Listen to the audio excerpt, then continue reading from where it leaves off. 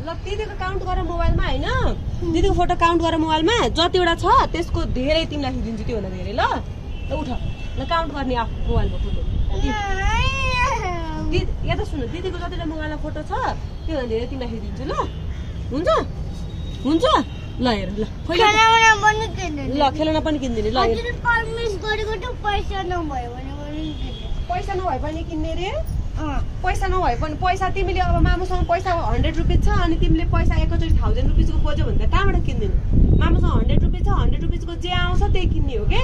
खेलौना चाहिँ किन्ने हैन यता सुन मामुको दुःख बुझ्नु पर्छ नि तिमीले खेलौना चाहिँ किन्ने है तर मामुसँग जम्मा 100 रुपियाँ छ 100 रुपियाँको के खेलौना आउँछ त्यही किन्ने ओके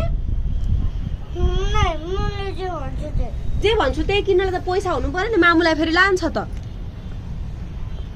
त्यो पसलवालाले पसलवालाले पैसा दिएन भने मामुलाई लान्छ नि त नि बेच्दिन्छ मामुलाई होस् तिमीलाई पो होस् तिमी पो बस्छौ मामु बिना अनि होस् भन्छौ तर राति 1 सेकेन्ड सुत्दैनौ मामु नभइकन अनि दिदीलाई त मामु चाहिन्छ नि सोध्ने नि के सोध्ने कति रुपियाँ हो म जे भन्छु त्यही किन्ने तर सोध्ने अनि सस्तो रहेछ भने 100 रुपियाँसम्म रहेछ भने किन्ने ल 100 रुपियाँ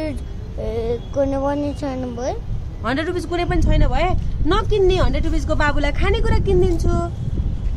हस् कुन खानेकुरा बाबुले 100 रुपियाँको जे खानेकुरा भन्छ त्यही खानेकुरा किनिदिन्छु साँच्ची फ्रुट्स किनिदिन्छु जाँदाखेरि ओके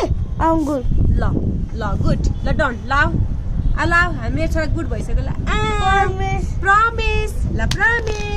100 रुपियाँको जे आउँछ त्यही किनिदिन्छु ल मम्मा